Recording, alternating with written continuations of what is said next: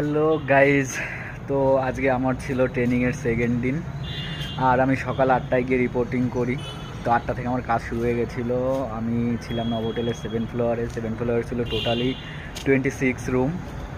আমার সঙ্গে একটা এমপ্লয়ি ছিল, আমি তাকে হেল্প করছিলাম, যদিও আমি সব কাজ পুরোটা এখনও পারি না, বা এখনও অনেকটা টাইম লাগবে শিখতে। তো আমার 5টা নাগাদ সব কাজ কমপ্লিট হয়ে গেল, যেখানে আমাকে করতে হয়েছিল bed making, washroom cleaning, hand towel, bath towel, face towel সব change and water pick up করা। এগুলো করে আমি 5টা নাগাদ বেরিয়ে এলাম খেয়ে দিয়ে। কাজটা খুবই ভালো লাগলো, আবার কষ্টও হলো। দেখা হচ্ছে পরের দিন। Hello guys. তো আজকে আমার ছিল ট্রেনিংয়ের সেকেন্ড দিন, আর আমি সকাল 8টায় গিয়ে রিপোর্টিং করি। তো 8টা থেকে আমার কাজ শুরু হয়ে গেছিলো। আমি ছিলাম নভোটেলের 7th ফ্লোরে ছিল টোটালি 26 রুম। আমার